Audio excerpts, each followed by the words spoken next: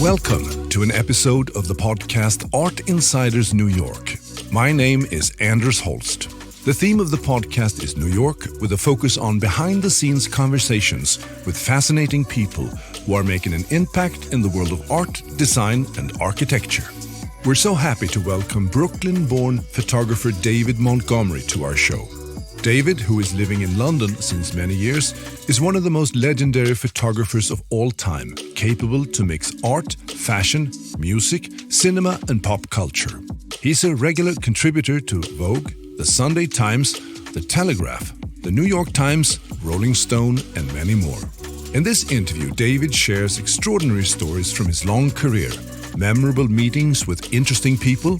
We talk about talent and creativity, the influence of jazz, divine inspiration, and the role of spirituality in his work. This time, Art Insiders New York is taking a detour to London. Art Insiders London, in other words.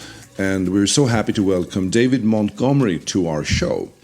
I'm here in your beautiful home in Chelsea, and we're going to have a little chat about photography.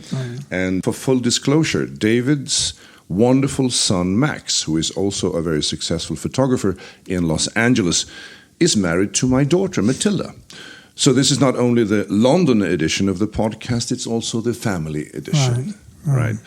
Welcome to the show, David. Now, I went to a Chris Bodie concert in New York right before Christmas on the Blue Note. You are a jazz musician, so you know the place very well. After the concert, I went to the Groove Bar, a couple of blocks down the road. And on that wall, they have a collage of iconic LP covers. And yours with all the naked women. Jimi Hendrix was right in the middle of it. And I took that as a sign that I need to get in touch with David and figure out, how do you become a successful photographer? Now, how did that cover come about? You might say chance. You might say, I believe in that. I was in the right place at the right time. And what happened was, I worked a lot for the Sunday Times magazine, color magazine, which was the hottest thing going. I think now maybe Parry Match is a slight continuation of it, but the Sunday Times took no prisoners. If the photographer went to take a picture of anybody, it wouldn't matter who they were. If the photographer did not like that person was in trouble, because they might not show them in a very loving light. Like you would see in Vogue magazine or something. They would shoot it as it was. So you wouldn't get a guy like Don McCullen, who's an English photographer, who's a great war photographer, go take a picture of a statesman, and the statesman's a bit of an asshole. Don would show it like that. Me too. And that it got published. But anyway, so I worked with the art department, and the wonderful thing about the art department was, whatever shooting I did, I only sent my choices. It would be about maybe 3 or 4 pictures out of 50 that I did, and they would go with that. Well, anyway, art director there, his name was David King. He called me up and he said, there's a pop singer, a rock guy in town, an American guy, and Linda McCartney had taken a cover shot of him, and they don't like it. They think it's rubbish. And what it was 2 kids, a white child and a black child. You know what? Linda McCartney took this picture, and we don't like it. The record company doesn't like it. So I want you to take a picture of 25, 30 girls for the cover. I said, okay, so I'm free after 7. Fine. So then the next thing he says is, he calls me up and he says, because I used to do a lot of group shots, 50 people, 100 people, 20 people. And doing that, I'll just say this, you can cut it out. But, you know, you think, oh my God, that's a lot of people to, you go here, you there. But somehow or other, you just leave it to fate, and you just gently corral them into situation. So he says, oh, look, do you mind? They're going to be topless. I said, I don't care. Anyway, comes the day of the shooting. They come down, and there's a lot of girls. But just remember, I was a fashion photographer. Besides that, I was used to being around semi-naked women, naked women all the time, because when you shoot fashion, girls are changing. Yeah. You go in the dressing room. Yeah. You have to have a ambience of yourself that these girls mean nothing. Yeah. Exactly. Which they don't. They're just bodies that are filling up the clothes. Yeah. And you're not attracted to anybody, which wasn't necessarily the case. But it's like being a doctor or something. So, and they picked that vibe up very quickly. So I never had a problem with that. Yeah. So the girls came into the studio, and they all kind of sprawled out. And I took a Polaroid of it, and I showed it to them, the art director. And they're looking, and they say, no good. I said, well, what? What's no good? They say they've got their knickers, their underpants. Yeah. They got their underpants on. Take it off. Yeah. So I said, well, that's going to be tricky, because I'm a commercial photographer. Yeah. And you just don't want to have a bunch of women's parts staring at you. Yeah. It's not going to happen. Yeah. And so I said, okay. They say to the girls, can you take your underwear off? And they all said no. Now, they got paid £7 each to be in the picture. They found these girls in nightclubs. They said, no. So they said, we'll give you £3 more to take your underwear off. Yeah. So all of a sudden, it's like a movie. These knickers were flying off to the side of the set. While they were doing that, they said to me secretly, Hendrix is not coming down. The point was, he was supposed to be in there with the girls around him. Oh, I see. They said, we just got a message. He's not coming. That's why you'll see some of the girls are holding an album. They said, give the girls these albums to hold. And I said, that's going to look stupid. Yeah. They said, do it. So I did it. So that was it. I took the picture, and the rest is history. The only other interesting thing is that because I was shooting on a film called Kodachrome. Now, Kodachrome was a film made by Kodak that was the best film ever, color film. And after you shoot it, you got a little bag and a tube, and you sent it to Kodak. And they developed the pictures, and you get it back mounted in a cardboard mount. So you could put it in a slide projector. Like that. You never knew the exact correct exposure. Especially I had girls of all different shades of white, pink, and black. So I took the same picture 4 times. 4 different exposures, from very light to very dark. This way, even if my camera was a little bit broken, I would get the right exposure. Hopefully, when I got the right exposure, everybody's eyes were open. So I used to shoot like this all the time, because you'd never know how skin, like my skin and yours, mine is yellower than yours. And Irish people have pink in their thing. Anyway, I won't go into the details of it. Interesting. So anyway, the pictures came out, and they were great, and the correct exposure looked beautiful. Beautiful. Looked like an ad for Johnson's baby powder. So 2 months later, I go to see the art director. He said, I'll show you the picture. And I looked at the cover, and it was all dark and murky. And I said, what happened to the picture? It's all dark. He said, because your correct exposure was too good. We wanted it to look murky, rock and roll. So he picked a darker exposure.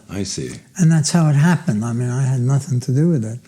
So that was it. And that picture is my old age insurance policy. That's great. Because that sells all the time, and the price is going up, the value on it. Wow. So, David, you have photographed a long list of people. I mean, I could spend half an hour reciting all of them. Right. One of my favorite stories that I learned was that you came to Margaret Thatcher and you opened the door and stepped into the room and you said, "I'm here to shoot the Prime Minister." Yeah. And I guess that caused some disturbance. Well, not for English people. Just take all that in their stride. Yeah. But I'm interested in, you do not really interact with people that you're going to shoot. And that you have a background in music and in jazz, so you like to improvise and use the magic of the moment. So that's right. So how do you prepare then? I mean, do you read up on the person in question? No, I don't know what they do. Oh, well, I mean, I'm told this one's a scientist, this is a nuclear scientist, this is a prime minister, but I really don't know. I've shot 5 prime ministers, so I really don't know what their stance is on anything. And I really don't want to know, because I want to be completely impartial. Yeah. And if you can vibe people out very quickly, you learn after. Oh, of course, if you go to somebody and it's in their environment, already you get a feeling of these people. I mean, some prime ministers especially, you think, how can they live in this surroundings where the furniture is horrible or the wallpaper? Or I've been with orchestra leaders, famous symphonic leaders, and they had like 2 different wallpapers on the wall, and my eyes were going sideways. Yeah, but obviously he was audio, not visual. Yeah. But yeah, you know, to take a good picture, I think it's like a guitarist, a good guitarist. You know, he might have several guitars that he plays to get different sounds, but it's kind of like that with the camera, different lenses or different thing, but it's kind of hard to explain.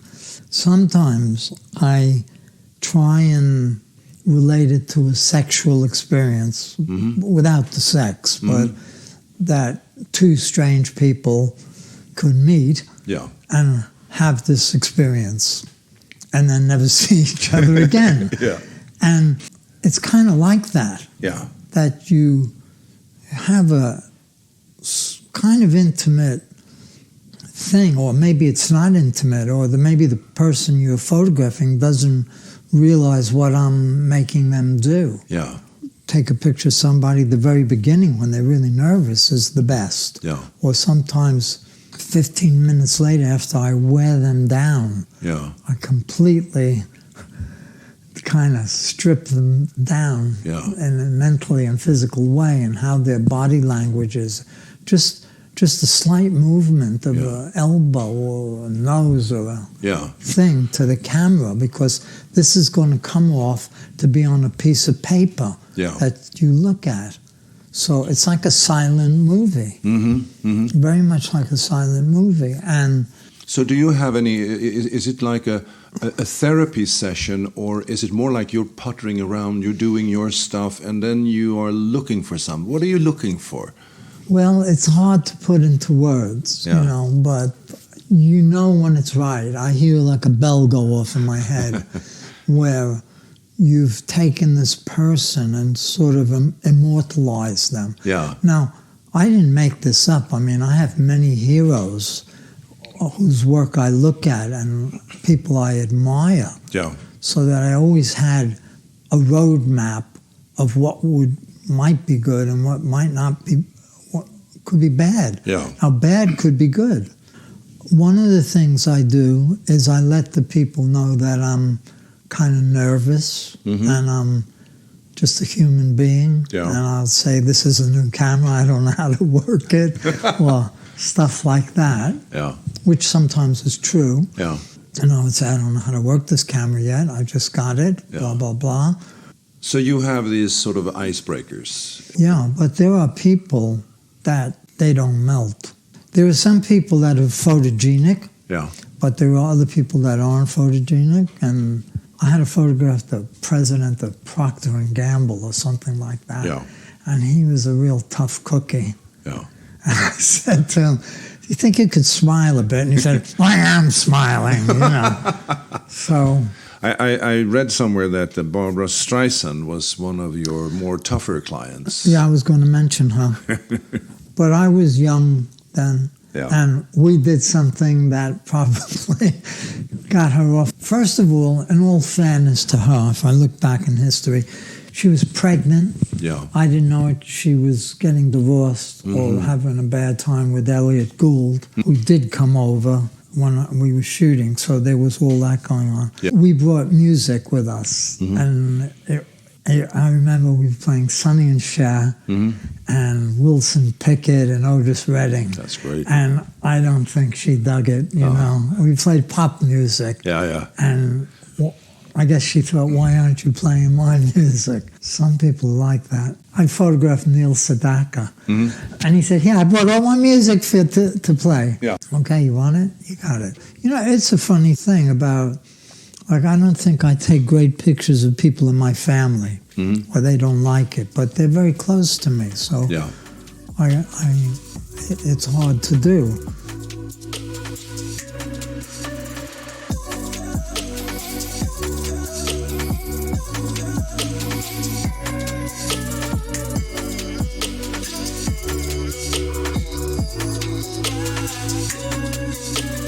See, I take pictures also for myself.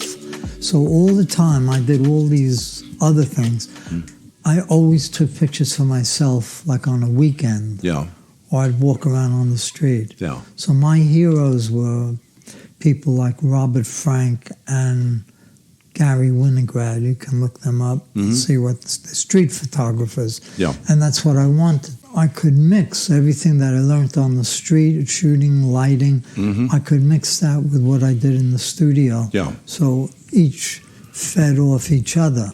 So the people that you photographed, I mean, I can also imagine that some of them turned into friendship for life. That you met at this random occasion, Yeah. and something happened in that relationship. Very few. Very few. Yeah. The reason being that I am working. I am a representative of a newspaper or a magazine. Yeah. You don't go in and start pulling any funny tantrums. So I have to seemingly be a gentleman. Yeah. You know, I might not tell a lot of jokes and everything because I'm also trying to work out what am I going to do. Because I've been concentrating on the picture Yeah. for weeks. If I know that I'm taking a picture of whatever it is in 2 days' time or 2 weeks' time, it goes into my subconscious. And I work with my subconscious. And my subconscious is grinding away at it. And a lot of times, when I get there, it's exactly like I thought it would be. Yeah. I can't explain it. Not like, oh, they've got those teacups and everything. But I arrive, and I almost feel like I've been here. Wow. Making your subconscious work for you. I see. So you're in that process of taking in the impressions and working on what you've seen before, and it's all that's right. Moving around in your system. That's really interesting. Yeah. So that I had a problem. My biggest problem ever was I photographed Mrs. Thatcher twice. I can't remember which time it was. I went, and she had an abscess on her mouth, all blown up. Wow. And I took some Polaroids and showed it to her, and she said, "That's not me." So I said, "Oh, what do you mean?" So she said, "I'll show you." So she sends her aide off, and they brought a scrapbook of her visit to China. She showed me the pictures and said, "That's me." And I realized what it was the paparazzi, the photographers, all used a flash gun straight in her face, which gives you a very flattering look. So I said, okay, right. So I put the light right in her face and gave her that kind of look, even though her face was swollen. Yeah. I don't think she was very happy anyway. Yeah. But I did her another time. Little things like that. Yeah. Or some people just aren't photogenic. Then you got a real problem. How do you solve that? Well, maybe with the lighting, Mm-hmm. you could light it in a different way, or the lens you use. There's no guarantee. Mm-hmm. But you see, if you have actors, there are many actors that don't look really nice. They're character actors, so they're characters. Yeah. But a lot of other people, their claim to fame is their looks. Yeah. They can be stupid as hell.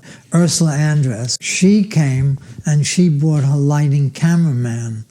Well, he didn't know what the hell I was doing. I was using a flash. Yeah. I wasn't using movie lights. Yeah. But they're very insecure people because their living is how their face looks. Maybe one side of the face, forget it completely. That's not the look. So there's all of that. I saw in one of the videos you discussed talent and what is talent, and it's a very hard issue maybe to talk about, but I guess part of it is to know your tools. You talk about lighting, you talk about lens, you talk about that, and then you have to have some kind of an eye, though. You have to have some ability to see something. I mean, I guess when you're walking around the streets, you're constantly looking. You're like a voyeur. You're constantly, sometimes I like to shut it off. It's true. And you just met my wife. Now, my wife's got eyes like laser beams. So we could go out and she'll say, look at that, look at that, look at that, look at that. I don't want to look. We're going out to dinner. Yeah. I just don't want to look. Yeah. And she'll see it. Yeah. She'll see it. Yeah. Interesting. But it all depends. I might go out if I go out without a camera, I'll usually see something. If I have a camera with me, I don't see anything. Lately, I teach as well. I was made a professor. Mm-hmm. Congratulations. Thank you, visiting professor. I found out that didn't really enhance my life at all, which I thought it was. But I found that most of my students that are women are genuinely talented. They have a talent. Women are special anyway. And they're much more perceptive than men, I believe. Maybe gay men might be more perceptive than regular men, regular guys. But I don't want to get into a fine point about straight men versus gay men and all of that. But women just have this natural feeling for things. Most women that I've met, and surprised me with the imagery that they come up with. They don't know how they're doing it, but it's coming from their psyche. I'm positive of it. They do things that I know I would never think of doing, and they do it. It actually helps me out. It opens doors of perception that I don't have, because I feel that there's part of me that's feminine and there's part of me that's masculine. Just in a kind of, I see. I've always worked with women ever since I've started, so I feel comfortable with it. When I work with men, I find it a bit laborious. Women are very quick to it, especially when you're working with 2 or 3 women and you're the only guy and it's on a professional basis. I find it much easier than working kind of with a man who might have issues with himself in an artistic way. He could be very talented. And I think the more, if you're lucky enough to keep doing it, your talent could open up on you. You might not have a lot of talent to start with, but it could open. I had a great drum teacher called Jim Chapin. And Jim said to me, there's 2 kind of musicians. There's the natural and the one that wants it. The one that wants it practices 8-10 hours a day, and the people think he's great. She's great. The natural hardly practices. They make mistakes that become landmark musical notes. And especially in jazz, look at Miles Davis, look at Charlie Parker. They're just natural. Whatever they played, of course, people hearing it for the first time will say, what the hell is this? But then that becomes the norm. I mean, a guy like Charlie Mingus, everybody was saying, what the hell's he playing here? I went to a school concert with a bunch of 14-year-olds like 3 years ago. They're playing Charlie Mingus in a Catholic church school. And I'm thinking, if he could hear this now, he'd turn in his grave. Yeah. So there is also the problem of maybe being ahead of your time. People do not understand it. You might not understand it. But there is all of that, because people judge you, I think, in relationship to other people. You got into the Juilliard School as a drummer, right? Which is, quite an achievement in itself. I don't know how many drummers do they bring in each year? There's quite a few. It's percussion. Yeah. So you have to learn how to play the xylophone and the triangle, and it's classical music. I see. I quit after 6 months because I wanted to play in a band, and I quit. I think another aspect of talent, I remember this trip. I did a ski trip to the French Alps many years ago, and all the people who were on that bus, they had incredible cameras and lenses and stuff like that, and they were hanging up the cameras where you put your luggage. So the bus was moving around and the cameras were swinging in the air, and there was a big accident. It was a very dramatic accident with a huge number of people and rescue teams and stuff like that. Some car had gone down. Nobody reached for the camera. So I thought to myself, having all the stuff is one thing, but if you don't have the intuition, if you don't have the idea of being thinking ahead, what is the word I'm looking for? To be proactive. That was to see what's going to happen, and I know I have to catch that thing. I think that's... Well, it all depends on how dedicated you are, because there's different kinds of photography. So there are photographers that are really very good photographers, but they've gone into advertising and they make a lot of money, and they couldn't be bothered to take a picture outside the studio because they're doing it all day, and that camera is just like a millstone around their leg. Yeah. I always wanted to be a street photographer. I'll tell you what happened. This was way before digital cameras. I went on holiday.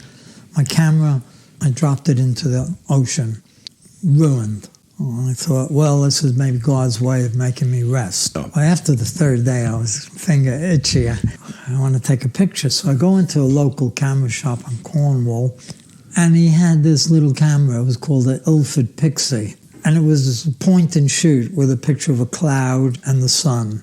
He said, take pictures with this. It's really good. So I took pictures, and it was really good. So then I went to see Lester, my guru, and I said, hey, look what happened. Here's the results. So he says, okay, go out and buy this camera. It costs £2. It's called a Diana, or it was called an Annie. It's a plastic camera. It takes 120 film, which is big, so it's better quality. And it's got a picture of the sun and a cloud, and you click.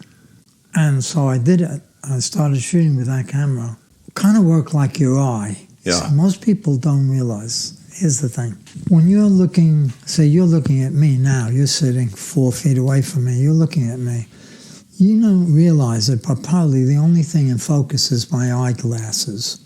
But your eyes are constantly zooming around, looking at the wall behind me, looking at the coffee cup in front of me, and you got this picture in your mind of the whole room. But it's not, it's the kind of atmosphere of the room. So when you walk out of here and you leave me 4 hours later, you might think, funny, he had pink walls or blue walls. So you might get that a little bit wrong. But you'll remember the ambience, but not maybe the sharpness. That's how your eye works. Well, the camera works the same way. But the thing is, you can make the camera get everything in focus. And that can give you the strength to make pictures that you really don't see it like that. But everything is in focus. And it can give you some very strange effects, just more dramatic. So that's how most people don't realize that the eye doesn't work like the camera. consequently, there were some great musicians, and jazz musicians, rock musicians. They only work in studios. They're so good. They just work recording. Yeah. They never go out and play a job. They just sit there. People throw the chords at them, and they do it. Yeah. Where the guys in the regular band couldn't do it like they do it. Yeah. Well, it's a little bit like that in photography. That, like, some people say, oh, could you come to the house and maybe bring your camera and take pictures of the kids? And I say, you'll do as good as me. I need an assistant. I don't really, but I need people to help me. If I'm working, I'm working. I got to press a working switch. Yeah. I can't just, here it is. Yeah, exactly. Sometimes I want it to look like here it is.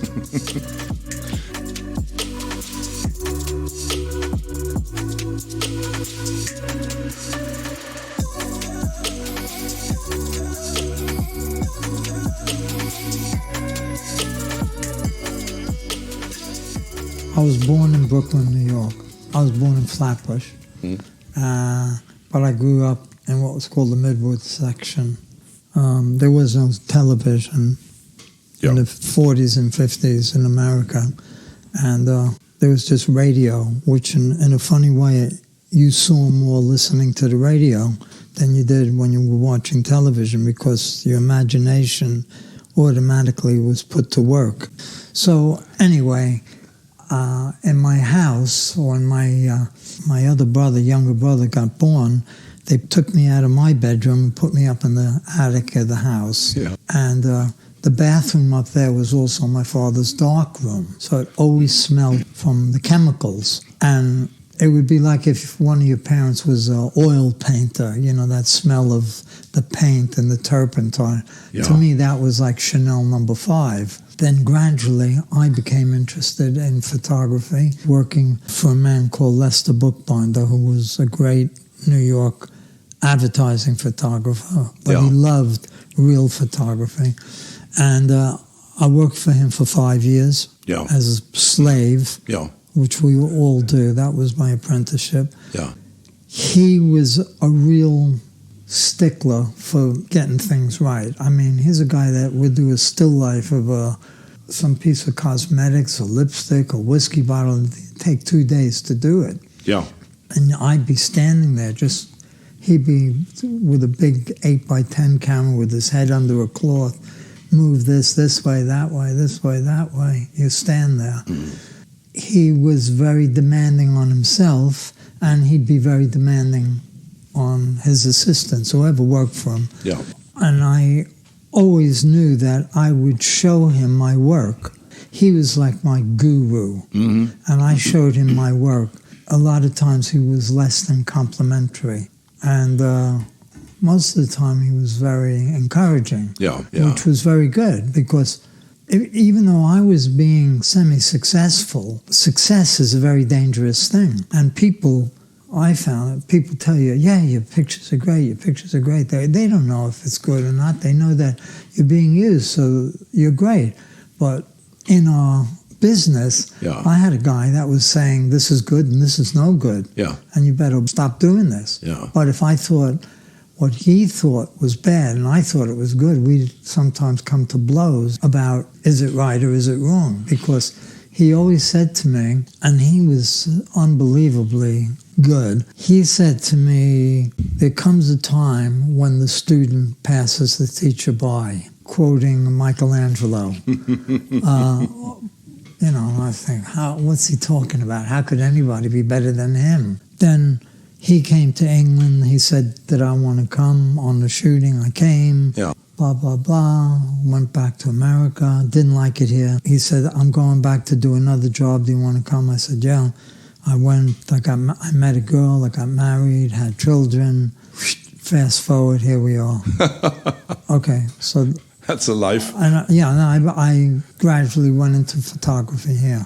There was a guy who was the art director of the magazine, and then he was at the Sunday Times. He called me up to take a picture of the 3 top high court judges in England. I just remember I'd only done about maybe 15 professional jobs, so I was a baby. Yeah.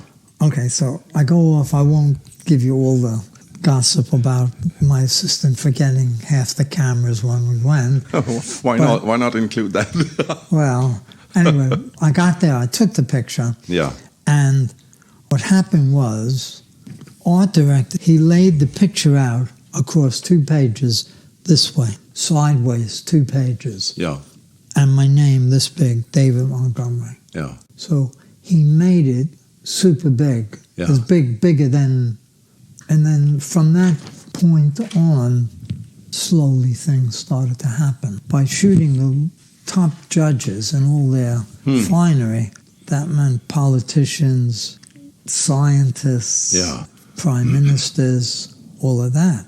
On the other hand, with the fashion, so I had that whole fashion thing going with shooting collections in Paris and Italy, shooting girls in dresses 4 or 5 times a week. Yeah. And then... It's the best of all worlds. Yeah, you'd think so. Yeah. Yeah.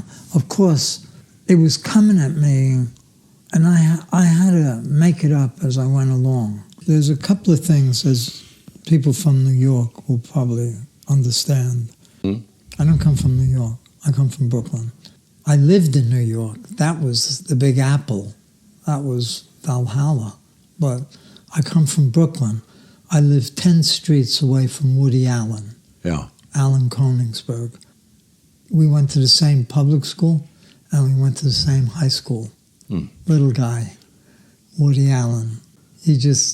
Nobody paid much attention to him. Finally, see that guy over there? He's writing for those television shows. I think he was still in high school. Okay, so I grew up in Brooklyn, and there's like a vibe and how the humor was. And also, it was ghetto.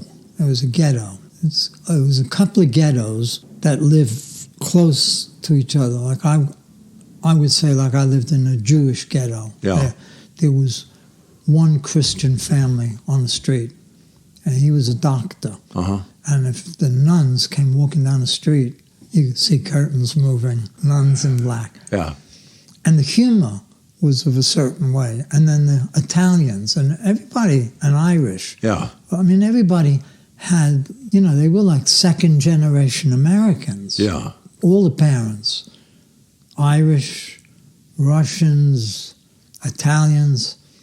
So the kids were American. Yeah. And the parents were, some of the parents were born in America, but their parents definitely came over when they were 4 years old. So in a lot of houses, they spoke other languages. Yeah.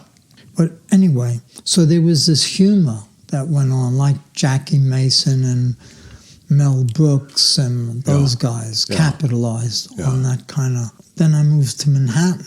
And that was another thing. New York. Something else. I mean, I don't think there's probably still any city like New York. It's a city that never sleeps, I think. I mean, I grew up with jazz. Yeah. And that was kind of my religion. And I was very lucky when I started playing drums, and I progressed kind of good being a drummer. And I was in a dance band and everything. And I had a friend that was older than me, one of the better drummers, and I used to hang out with him in the afternoon, take maybe a drink. Let's say we had a beer. That was like equivalent to a shot of heroin. But all of a sudden, for us, there was a guy called Gene Krupa, who was a drummer and played with Benny Goodman, and this guy was it. So my friend, he got a jazz station from New Jersey, which is over the river. And it was a weak station, so it would fade in and fade out. And I was laying in bed thinking about it the other night. We heard this tune called Tempest Fugit by Miles Davis. And on the drums was this guy called Art Blakey. And we'd never heard drumming like this, ever. He was black. They were all black. Yeah. And they were playing bebop. And we thought, what the hell is going on here? We've never heard this kind of music. And it took a long time to track it down, to even find, where do you hear this music? Yeah. And I actually ended up being friendly with Art Blakey. And I'll show you when you leave. Yeah. I got his drum box in the living room that some guy gave me. Wow. And I said to my wife, I said, that's going in the living room. And it's got Art Blakey and the Jazz Messengers. I mean, wow. But so that was like religion. The other thing is the real religion. So I had a religion that God was invisible. Mm. You never saw him. Mm-hmm. He wasn't on a cross. Mm. He was invisible. Mm. That is a big difference in your mindset. Because a little Catholic boy, there's Jesus. Yeah. There's God. For a Jewish person or anybody else that believes in the other God, it is the X factor. It's an invisible force. Yeah. It's not Father Christmas. He has no face. He has no look. And if you saw his face, you'd probably die. So, yeah, I mean, he was such a force that he's called by another name, You don't call him by his real name. Mm-hmm. Did you ever hear about that?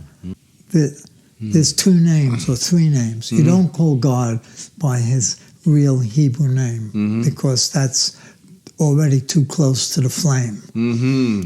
Right? So you have a nickname. Yeah. It's like, my son just got back from Cuba. And I said, what was it like and all of that? And he said, this guy was very good. And they speak about Castro. Yeah. And they refer to him as the accident. They don't say Castro. Yeah. They say the accident. So I thought about it, that it must affect your way of thinking, that if everybody is religious in some form, even if it's Christmas or 2 days in the year of whatever religion you belong to, and everybody is being religious. Yeah. And you're reading books, don't do this, don't do that, don't do the other thing, because God will strike you down. And who is this God? Yeah. That's this, you got the word, this almighty creature, but there is no likeness of it ever. It has to, in an artistic way, I think it gets your unconscious working.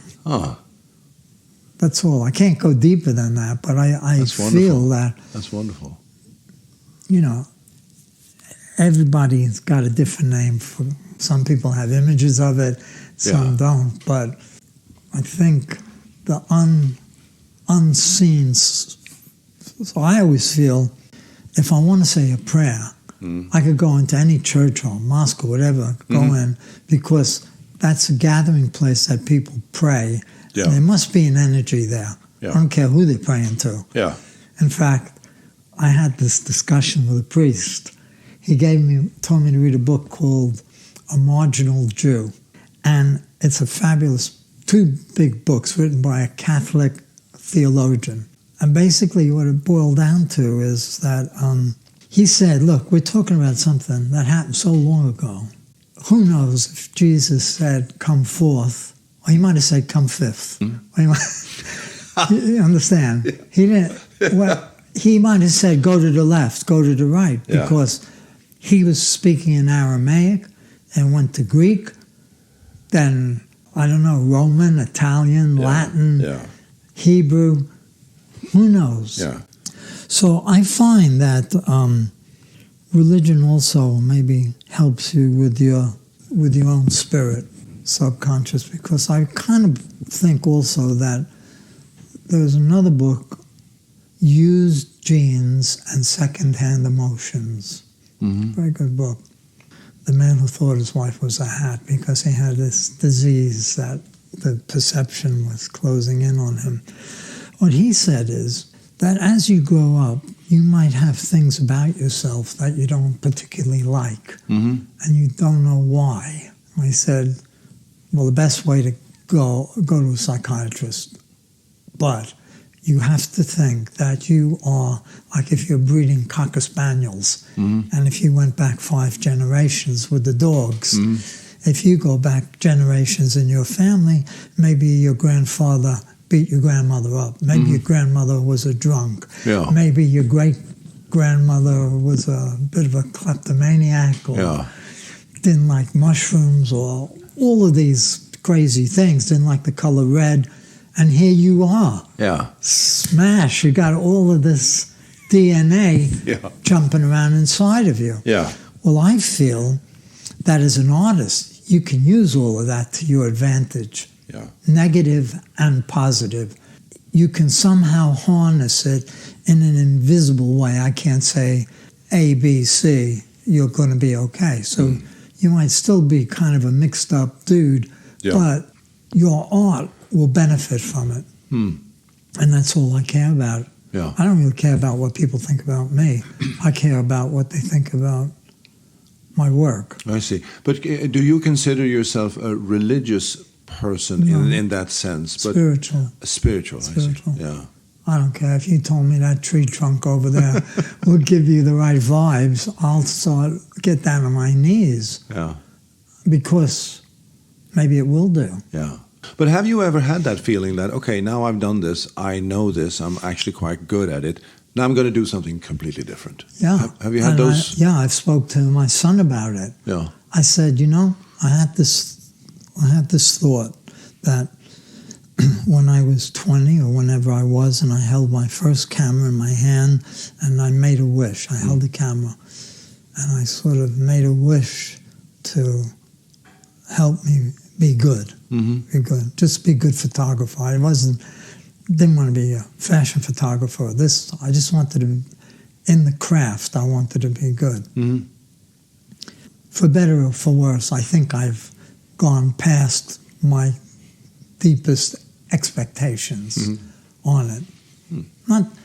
You don't take it for granted because you work hard for everything you get. If you don't work hard, sometimes you get a lucky break. And you get a lot of bad breaks too. Yeah.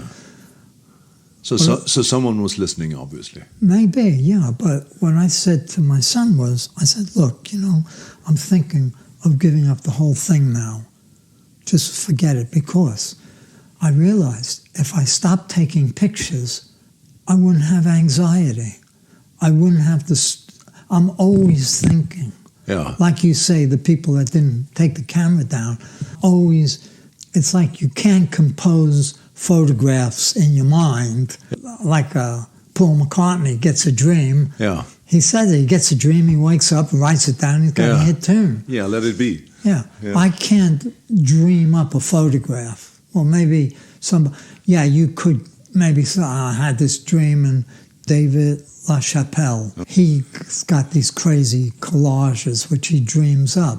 But for me, I like to get it when it doesn't even appear to be anything in front of you. You take a picture of it and people say, oh, I never saw that, and I was there. So that's the really great thing. And people like Gary Winograd, who's one of my patron saints, they took pictures, and people say, it looked like his camera dropped and went off by mistake, and blah, blah, blah. But I'm lucky because I also professionally achieved the status. I feel that I'm taking better pictures now than I ever have done. I don't care if anybody likes it or not. I don't even show it to people. So I'm finding now that I'm going in directions I don't even know how it happened, and all of a sudden I'm there. Just for instance, I took a picture. I had to go pick up my mother-in-law at a train station in Florida. She came from North Florida and come on a big silver train. That was 5 o'clock in the afternoon. And she comes down the steps off the train, and the porter helps her. And the porter has his hat on and all sorts of uniform and buttons on him. And the sun is turning gold. And the train only is going to be there 3.5 minutes before it pulls out, going to Miami. And I said to him, can I take your picture? He said, sure, why not? So anyway, he looks at me, and I took about 5 pictures. But what I didn't realize was the sun had gone golden. Yeah. It didn't look golden because I wasn't thinking like that. And so I took the picture, and then he said, okay, got to go. blew the whistle and he jumped up. And I looked at the picture that I took and I couldn't believe it because the gold light, it hit the train, the silver train, and bounced off gold, and it also snuck behind him and came out on the shadow side of his face. I couldn't have lit it like that if I had 3 people helping me. And I wanted to say, stop, come back, but he was gone. And I thought, the camera is so wonderful like that, that some kind of accident like that could happen. And that got me all excited again, because even though I love it, I hate it, and that it's like if you think about guitar players, which I'm trying to learn how to play, but there's thousands of guitar players, thousands of them, classical, rock, blah, blah, but there's only 20 maybe in the whole, 15, no, 8 that are really great, And how is that? Everybody's got a guitar. They're all trying to play like Muddy Waters or B.B. King or Eric Clapton or, but there's all these other people. They love it, and they get new guitars every month and they love it, which is, I guess, our human condition. So I kind of feel like I've got a musical instrument when I'm shooting.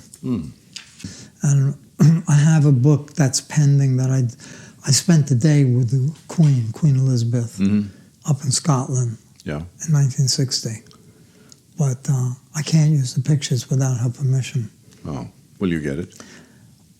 We're trying, but as you know, she's got a lot of other things on her mind now. Yeah. So, but she kind of looks great, and she's up in the Scottish Highlands walking around, and they're great pictures, of a time, and she looked fabulous.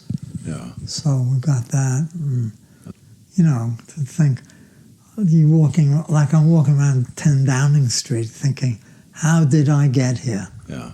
From Brooklyn 30 to Downing Street, going through all that security and all of that. I'm standing there telling the Prime Minister what to do. Yeah.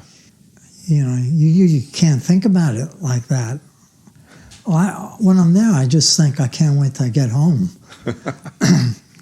Because you're on such a tight wire. Yeah. The best one I had was I photographed the Queen Mother, and in Clarence House, and so we did it. Photographed the Queen Mother, and I was so nervous that morning. I didn't have breakfast. I think I had a quick cup of tea, nothing. So we were shooting in the morning. So after it was finished, she said, "Would you boys like a drink?" So, "Yes, ma'am, thank you very much." So she said, "What would you like?" I said, "The same as you." It was gin. I think they bathed in gin, right? Well, I got a glass like that, and I don't think there was much tonic in it. I drank it down, and I got instantly drunk. But not drunk, but just like I couldn't walk. Right? Well, fortunately, we stood there, and she said, "Bye, bye," and she walked out, and I said to my assistant, "I can't walk straight." I staggered out. Because a lot of those people, do it all day. Yeah. So that was that.